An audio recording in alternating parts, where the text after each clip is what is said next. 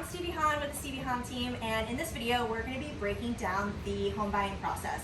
This is really important, especially if you are a first-time home buyer. In our experience, we have seen that the buyer has a much seamless transaction when they attend one of our home buyer seminars or schedules a one-on-one buyer consult with us. So in this video, we're going to break down all the upfront costs, what to expect, what an earnest money deposit is, how much all the home inspections are. So let's just get right into it. Enjoy the video. Hi, I'm Cara with Future Home Loans, and I'm going to talk about 6 ways to build wealth and to gain security through homeownership. So first is long-term appreciation. So across the United States, on average, home prices typically double from anywhere from 10 to 20 years. It's never too early to buy property, and the sooner you do it, the better your chances of securing substantial long-term gains. So in Florida, the median home values have grown by 23.9% in the last year and about 69% in the last 5 years. Tax savings. So interest deductions might allow you to reduce your taxable income by the amount of interest you paid on your loan during the year. And this could also be other expenses such as your mortgage, insurance, and even if you buy points. So always talk to your CPA and see if you qualify for those tax benefits. Hedge against inflation. So investing your money in hard assets like real estate can help you build wealth, and hedge your money or protect your money against inflation. Equity building. If you were to trade your monthly rent payment for a mortgage, each payment that you make would go towards your principal, which is building equity, along with increasing home values.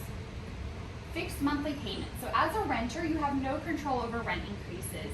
As a homeowner, you have the opportunity to get a 30-year fixed mortgage and basically secure in a monthly payment and avoid having increases. And then historically low interest rates. So we may be seeing interest rates increasing, however, they are still considered to be historically low. In the 1980s, rates were as high as 17, even 18%. In the 1990s, rates were as high as 11%, and in the 2000s, rates were as high as 8%. So even though interest rates are rising, they're still historically low. And think about it, like what other way could you borrow money and have this low of an interest rate? Credit cards are typically 18%, so this is a great option for you. So we're breaking down the process into 10 easy steps, and the first one is getting pre-approved. When you get pre-approved, we are looking at your income, your assets, and your credit, which are the 3 major things that we have to evaluate to get you pre-approved. When we talk about your income, we have to make sure that your income meets the requirements and that it's eligible to be used. So we'll be asking for documents like your pay stubs, your W-2s. If you're self-employed, we'll be looking at your tax returns and just making sure that it meets the guidelines. Next, we will look at your assets. We just want to make sure that we can get your bank statements showing that you have the money saved for your closing costs and your down payments. And if you don't have it saved, we just need to know where it's coming from. So an example of something that we would be looking for is large deposits that we cannot source. So like a cash deposit is something that we would not be able to use towards this purchase. So we need to verify where the money came from. And then lastly, we're looking at credit. When we pull your credit, we are not just looking at a credit score. We're looking at, if there's disputes, if you have public records, collections, any derogatories. We're also looking at your monthly payments, and we take your monthly payments that are reporting to your credit, and then we add your projected mortgage payment, and we divide that by your income, and that determines your debt to income ratio. So when you're talking to your loan officer, you want to make sure that you're being very transparent and providing all of your detailed information so we can basically take a look at all the data and see how much house you can afford. Step number 2, hire a real estate agent. You're going to want a real estate professional on your side when you are looking for a home. They have multiple tools to use to help you win in this market. We have the MLS. The MLS is the multiple listing service, and that is real-time data when homes come on the market.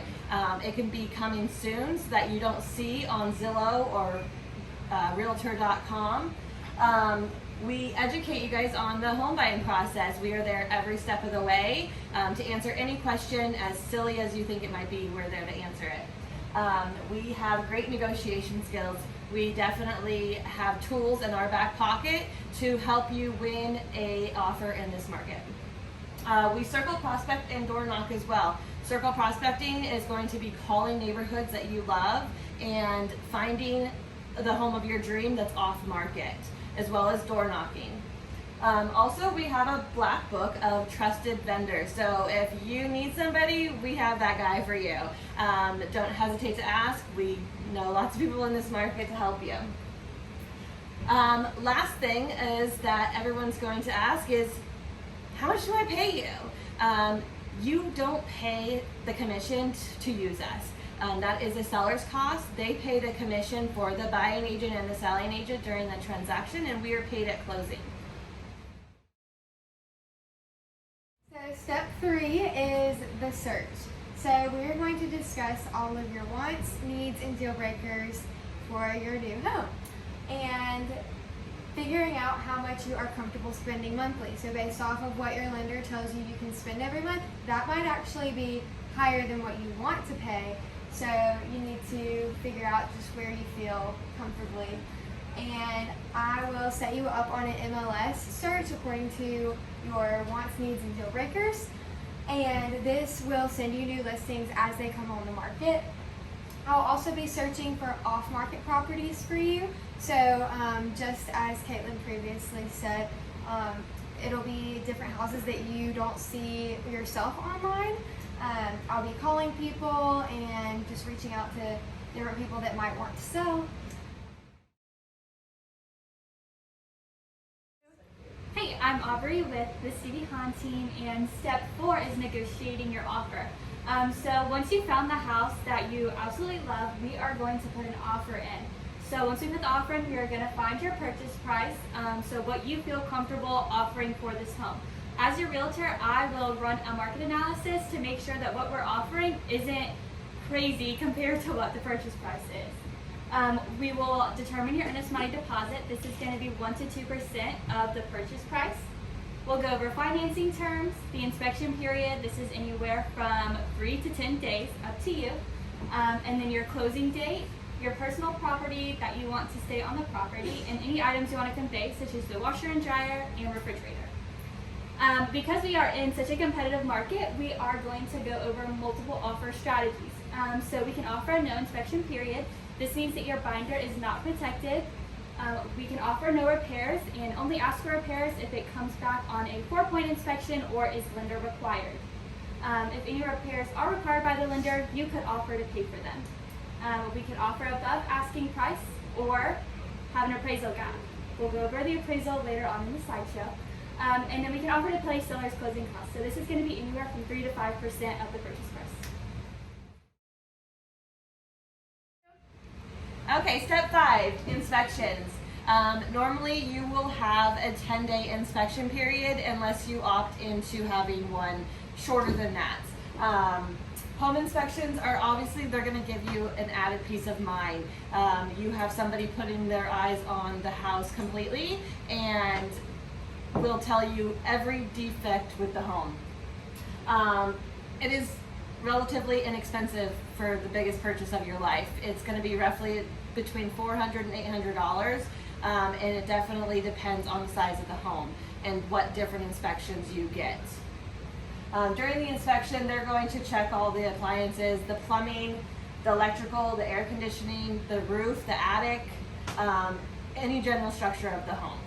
It's very important that you get a home inspection and never waive that. You can always do an as-is, but don't ever waive it completely. Step number 6 is your loan gets finalized. So once you submit your loan to your lender, then it's known as going into underwriting. And this refers to the process that leads to a final loan approval or denial. The approval status is made by a professional underwriter, and once they have reviewed all of your information, a decision will be made. Step number 7 is the appraisal that I said we were going to come back to. So an appraisal is an opinion of value from a licensed real estate appraiser who will visit the home and inspect it based on the size, condition, function, and quality. Once the appraiser comes out to the property, he will do his own inspection and then research other properties in the area that have recently sold to come up with his final opinion of value.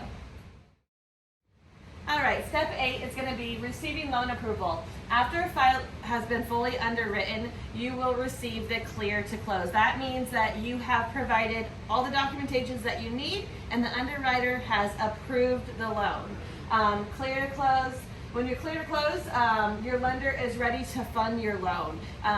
They will be communicating with the closing agent, title, all the parties involved to get you to the closing table. So step number 9 is getting ready for closing. So by now you will have shopped several insurance rates and chosen which one you would like. And your title company and closing attorney have been working diligently behind the scenes to make sure everything is going to plan and that you will be closing on time. And we'll do all the final details and just make sure everything is how it should be with the appraisal and all the different documents and lender repairs. And then you will transfer the utilities into your name and then get the keys to your new home. Okay, step number 10, closing day. So we'll do a final walkthrough either the day before or morning of closing just to make sure that everything is as is in the home like you saw it the first time. So all the appliances that were supposed to stay are there and the home is in the correct condition it's supposed to be. When you go to closing, you will need to bring a government-issued photo ID and second form of ID showing your name, and then a cashier's check for your cash to close. Your lender will send you an email, or the attorney will send you an email just to let you know how much you should bring. And then who will be there? You will be there, I will be there, the sellers and listing agent may occasionally be there, the closing attorney and their party that is helping all behind the scenes, making sure all the documents are verified, and then sometimes your mortgage lender will also be there.